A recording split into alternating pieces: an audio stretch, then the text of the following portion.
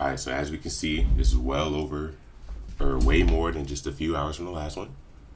But all is not lost. Well, there we go.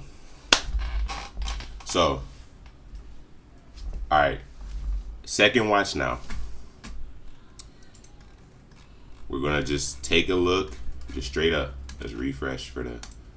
This is the IMDb and it's Rotten Tomatoes. And what we're gonna do is we're just simply gonna look at the reviews. And we're just gonna look and break down each review. Unless this money too hot to eat right now. All right, we're cool. So boom. These are reviews. Boring and bad script. Wow. Okay. Matter of fact, let's do the best ones first. Let's not talk about the slanderers. Let's do the best reviews. I might say you can't sort, but okay. Masterpiece. Joker is a convict while continuing his personality. See what I'm saying? That is the key. Now, I agree with people saying they wanted the Joker Batman aspect, but the Joker personality was the whole point of the first one. You know what I'm saying? So he's still debating with his Joker personality in this one. He became Joker in the first one, but as we can see, he didn't do any criminal or like mob boss kind of acts or nothing. So it's like you're still just Joker from Joker the killer, basically, instead of Joker the Prince of Crime. You know, that's a reach. This is a reach. She was cool and the casting made sense, but that's it. I'll take this. Now, this is true. Now, on that note too, people will say it's not as a good job as the first one because of character development. You telling me this character doesn't develop? Where, first of all, you're already asking for a sequel of a developed character. The whole point of the first one is the fact that he developed. So how is he going to, what else is he going to develop into as Major? You know what I'm saying? Other than Batman's villain now. Another thing about the Batman aspect is that they already had, they would have had 3 Batmans that they're working on right now. They got the Batman that they need for once the Superman comes out. They got the Batman in his own universe. And they're going to have another side Batman for this Joker movie. So it's like, okay, I excuse not having a Batman aspect. I mean, also the aspect of respecting the standalone, because that's the point of a standalone. But I do respect that there's no Batman in there. Because it's like, yo, how many different Batmans with different aesthetics and different suits is we going to have? How are we going to develop a Batman character that's worthy enough of competing with this super developed Joker in one movie? Or without it being, bruh, this was just a Batman movie. Like I said about Flash. It's just a Batman movie, bruh. Okay, so what? Would you not have said it's generic to just have, oh, he becomes Joker and then he fights Batman? That's pretty generic. Would it not have been generic for Joker to break out of prison and him and Quinn become crime bosses? So instead of giving you the generic roller coaster, they give you the roller coaster of, let's have him and Quinn have the love dynamic, but never actually, you know what I'm saying? Like, they took a very interesting route.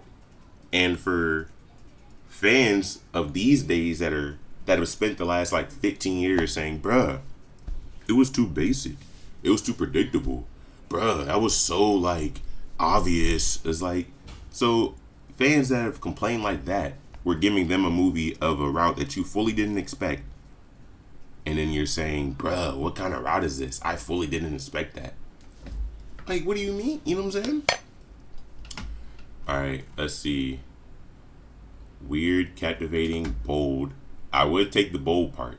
Definitely bold for sure. Um, it's like a 10. I don't know if I'm rating this movie a 10 though. I ain't gonna cap. I rated it an 8. Come on, it's cool.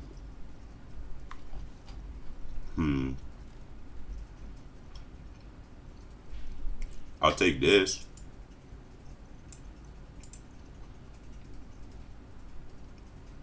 Hmm. You would get it. Hmm. All right. Let's see.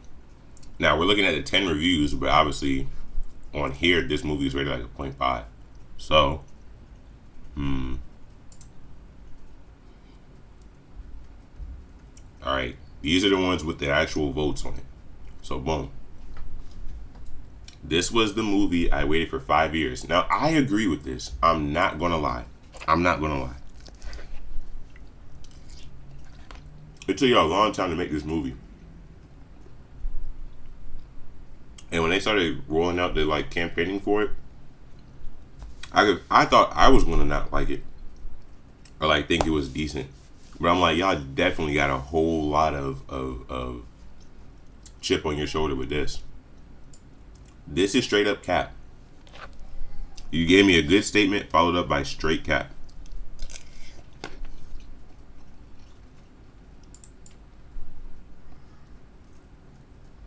Mm,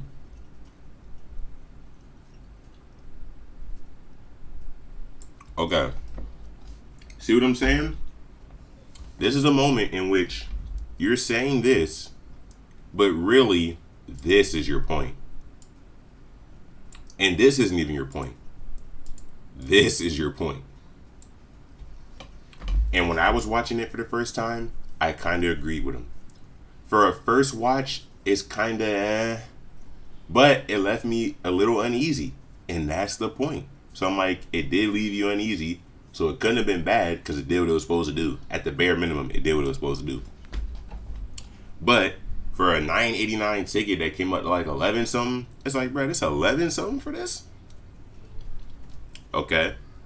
What was the point of putting music in the or I thought he said in the last movie. Crazy performance.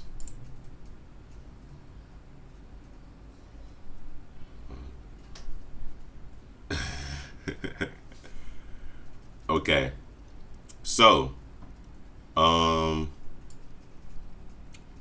in the first movie, the music was obviously a big deal, but I would say in the first movie the music was great because it felt more like a additional feature than a staple point. This one you made the music a staple, like you made the music a thing.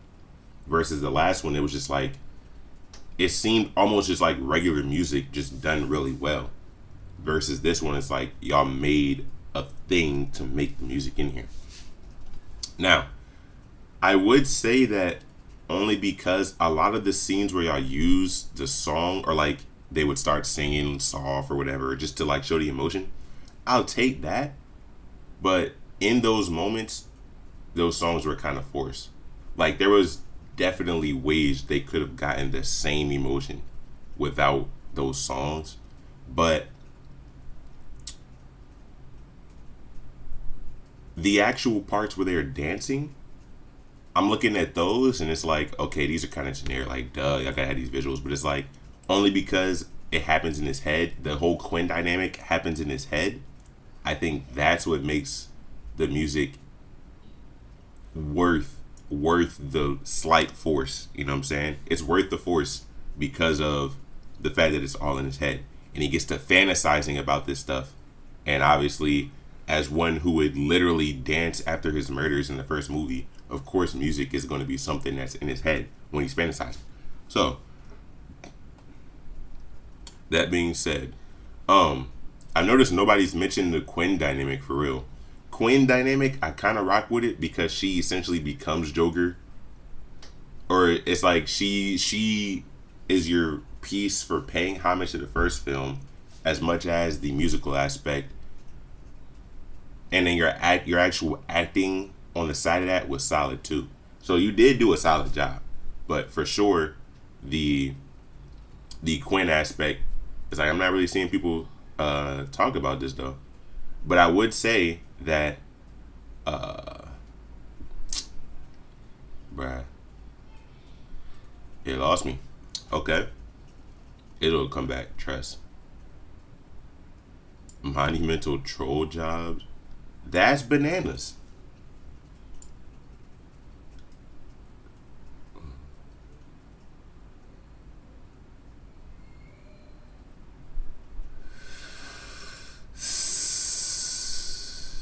Okay. Okay. So here.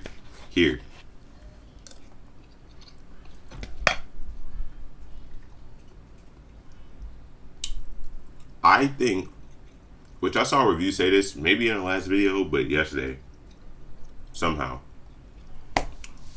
Essentially, it was like they did so good of a job in the first one, making Joker like relatable and making you like understand him, that now he's basically like too likable.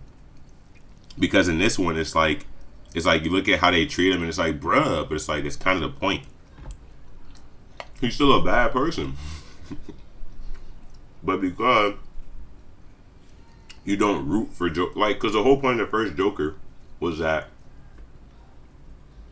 he's a Joker, but you root for him sometimes, right? So it's like you also gave me the maxed out excitement of him having what 5 murders in the movie. It was only in what three murder scenes, 5 actual murders. It's like, was it 6?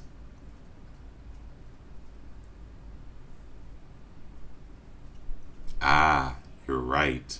It was 6. So boom, 6 murders, 4 scenes, 3 scenes he actually kills a dude. So when you go from that, and in this movie, there's no actual murders until the very end.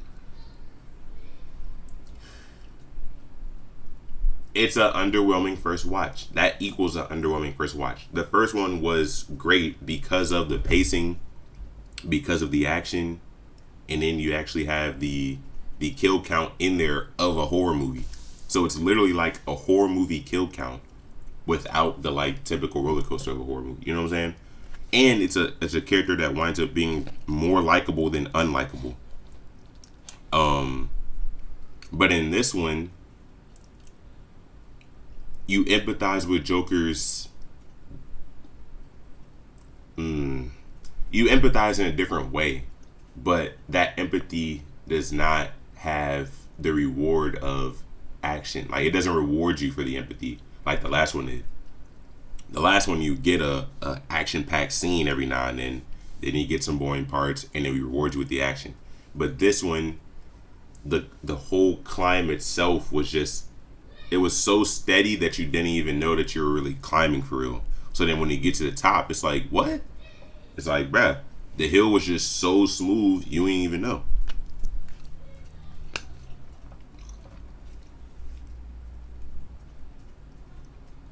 More dislikes than likes. Let's see what it said. Took you by surprise. Emotional intensity. Incredible singing. It's cool.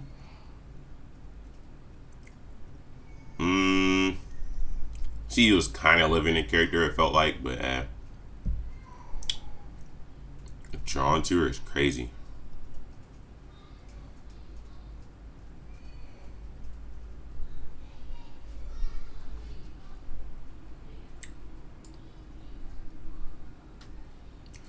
Now, I'm not gonna lie, bruh. I don't know about this one. I don't know about this one. What the hell does that even mean?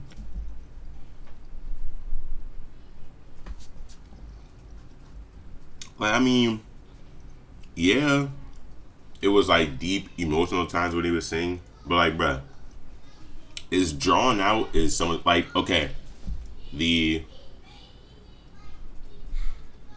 was it the first one where he was singing by himself in the prison yard, and then He was fantasizing about everyone singing with him.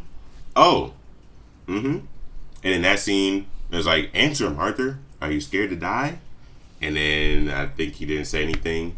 And then we see the guy that kills him. You know, his we see him hit that. But it's like that scene was a little drawn out, bruh. So where it's like Gaga Loki carried the actual music portion of it. Like Phoenix did great, but it was still like, I don't care for this name. You're supposed to be a cold-blooded killer, and you over here singing, man. That is literally the whole point of the movie, but it's underwhelming on your first watch after having nothing but the knowledge of the last movie. You know what I'm saying?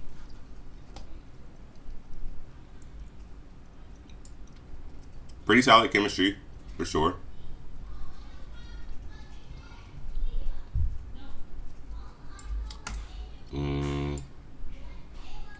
Stop. I mean, literally, if it would have made more money, they probably would have, but only because it's like niggas hate on it this hard right now. I don't see it.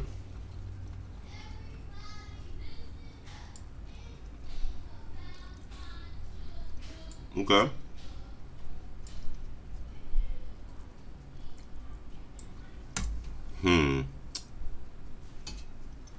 This is a glazed review. I ain't gonna lie. Glazed review. Sharp direction, sure. Visuals, sure. But you are glazing this.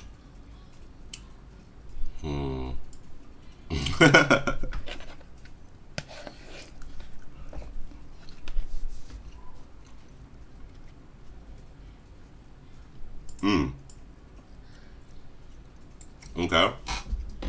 Okay. What about this one? I kind of just touched bases on this. If you're a fan of the first one, don't waste your time. I'm not gonna lie. You probably like the first one very much because of the kill count and because of the genuineness in the murder scenes. It was probably like on that list. Because you don't get suspenseful murders in this, the whole movie is one suspenseful murder instead of seeing one guy kill six. You know what I'm saying? So, because your roller coaster is completely different, that's why I think people are saying it's trash. Not because the roller coaster is bad, but because like, yo, I just came from the biggest roller coaster over here.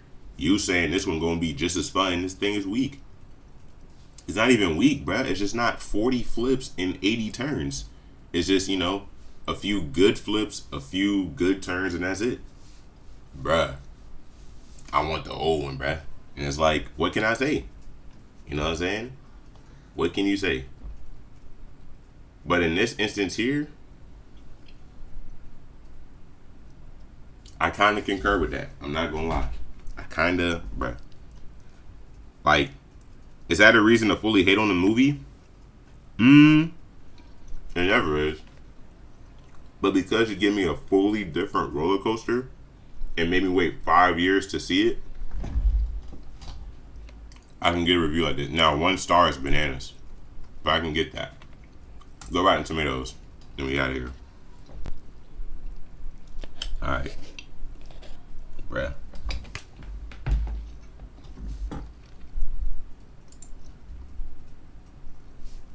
Alright, bruh. You rocking 33%? 32.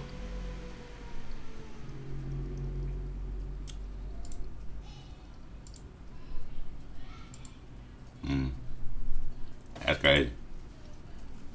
Alright.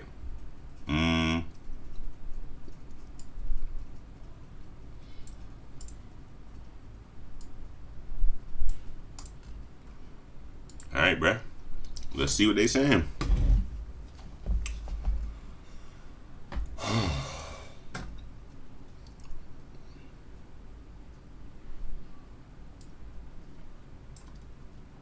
Okay. Now, I was thinking this before it came out until they said they were coming out with it. Because it's like that movie could have been a very solid standalone movie. But let us not act like there weren't many questions that we could have asked, that there weren't, you know what I'm saying? So let's not act like there was no reason for a sequel. But to, well, the reason for this sequel is what I understand but don't. Because it's like, the gory, that's what they said. Didn't they say it was the highest R film all time? Highest R film all time, which means what? You did the R very well. You did the R well in this one, but not really for real. I mean, you kept the gritty tone. You did keep the grittiness. So the Gotham in this is just as gritty as the Gotham in the first one. So you check that box. Joker himself still has the same like lusts that he did in the first one, but obviously you can't fulfill them. So because y'all made it a direct sequel and therefore he's in prison, what can he do in prison? You know what I'm saying? Like the first one, he was a free man, so he's locked up for the events of the first one. So we can't have a murder kill count unless he escapes prison somehow. Or unless he's go around shanking niggas. But if you do that, then it's like, okay, obviously that's... Okay. So, the only way you really could have done something is if he gets out of prison. But, if he would have got out of prison, y'all would have called that generic. I definitely would have. I just came up here and said, bruh, conveniently the niggas to get out of prison. You know what I'm saying? But, we kept it realistic by keeping him in prison the whole movie. So, in doing that, how much better could you execute the sequel? Now that we just decided that, okay, it's probably the most realistic that he doesn't escape prison, how do we execute a sequel better in which he stays in prison the whole time? In the first one, he was in his head a lot. That's part of the actual philosophy of the movie. So, how are we going to use those visions that he had in the first one without Murray? He could fantasize about Quinn. So, how are we going to introduce Quinn? Well, Joker's out on the street to necessarily make a Quinn, and she wasn't in the first one, so okay, she has to be there with him. So the way I introduced Quinn was pretty solid. The reason why Joker doesn't kill people is pretty solid. So how much better could they execute the sequel?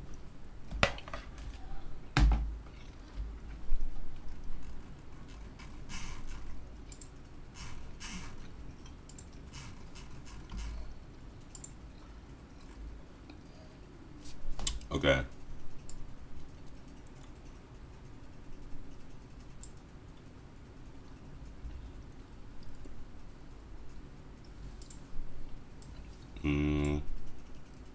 Bruh. See what I'm saying? Now, the first watch was boring. Only because the first one was not. You know what I'm saying? Well, the first one kind of was. I've had people tell me the first one was boring. But obviously the roller coaster in the first one was definitely way higher peaks. You had some low lows, but your peaks were way higher to compensate. This one, you don't really give me high peaks for real. I mean, you give me twists and turns, but you don't really give me like, you're here and then you're here and then you're here. You know what I'm saying? You just give me like, you give me twists and turns. So it's like, first watch, I'm kind of bored, and it's like, okay, boom, the when Quinn starts the fire, I'm like, okay, so this is when they break out of prison. Now on one end, I'm like, oh, all right, finally they break out of prison. We're getting the movie started. But on another end, I'm like, I didn't really just go and break out of prison. It's easy. So then, okay, boom, they don't actually get out. So then it's like, wow, that basically pump fit me there. Okay. Then when the court blows up, And then you have that whole thing to where it's like now he literally is free, and all he's on his dying wish essentially, and it's like your dying wish was Quinn who said she was gonna be there, but you know what I'm saying? Obviously we see how that worked out, and now it's very good, and for that to then lead into the last scene of him dying was definitely like it was like a cliffhanger, even though I knew the movie was about to end. Because I'm like, bruh, it's 8 o'clock. Like, bruh, what is this? And then for that to be how the movie ends, I'll take that for sure. So the movie is boring, but the roller coaster is still good. It's just because it's a different roller coaster. It's a little first watch. It's a little bad. So, closing remarks. If you're judging the movie off your first watch, you need to watch it again. First of all, that's like with any movie, really. If you're hating on a movie because it was a bad first watch experience, that's the reason you're hating on the movie, because you're so worried about the comparison and watch experience and actually respecting the film what it is, and well, instead of respecting the film for what it is. So the third thing I'm gonna say is put yourself in their shoes. If you were on the production staff and for any role or whatever in this movie, you release it, and this is what people are saying, would you not feel some type of way about that? You wouldn't, like, would you not be like, bruh, y'all just hating for real? Niggas saw it one time with nothing but pure expectation off the last one. So they weren't even looking at the film for what it was. They were just looking at it in comparison to the last one.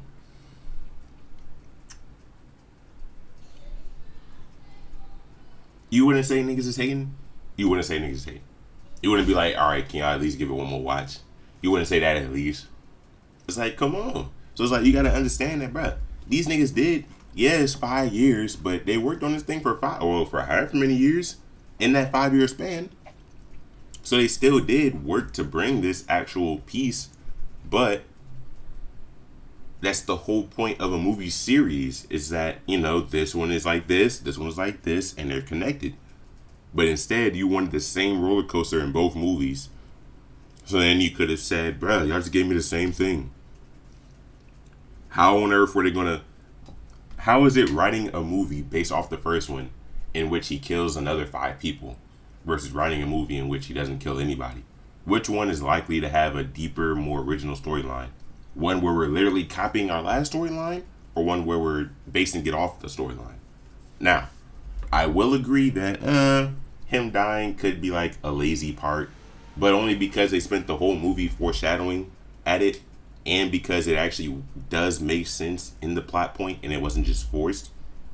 You can actually connect his death to a lot of the, and you know what I'm saying? And you can observe the lifespan of him and the stages in his lifespan. You're able to break the movie down very, very well. And the breakdowns is the point of the movie. So if you wanted good breakdowns like you get here, then you needed a movie with a different roller coaster. So then when you break it down, you can understand, you know what I'm saying? And it will be a lot better of an experience. But you gotta understand that, bruh, what if this was you making this movie and niggas was slandering it? Just because he don't kill niggas. Because that's all they wanted was like that, ooh, that spicy plot. Yeah, the last plot was spicy. But this one is like, it's spicy too, but it's not. It's a different kind of, you know what I'm saying? It's meant for a different reason. And it does complement well when you actually look at the totality instead of just looking at the first one and the first one only. So, numbers don't lie though. So with this many people saying it's trash, perhaps that means y'all simply did not fully understand your audience and what they wanted. But in filmmaking, I mean, and pretty much all business, I mean, you do have to balance what the fans totally want and the story that you want to give them, or that you're going to give. So because of that, I don't think what y'all wanted really is what y'all wanted. Because if they would have gave y'all the first one again, all y'all would have said is, it's the first one again. So we give you a fully new thing, and they say, bruh, this thing is fully new. It ain't nothing like the last one. But then Another argument I'm hearing a lot is that y'all force the weaving into the first one. How you saying it's nothing like the first one, but then it's like, nigga, the movie is him in court for the murders he committed. How much more? That literally makes perfect sense, but it's not just totally just generic. You know what I'm saying? He's literally facing the crimes, and the Joker in the first one was about his personality. Never once did they mention in that movie about him getting over on crime boss or him doing. He wasn't even in that life in the first one. So you wanted him to essentially get out of prison, because he does actually get locked up in the first one. You wanted him to escape prison somehow and fight the Batman.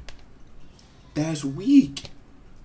Or you wanted him to escape prison and take over the city with Harley. That's weak.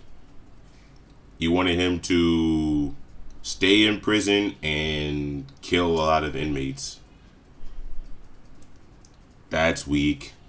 So the storyline they gave you versus the storyline y'all wanted, I guess.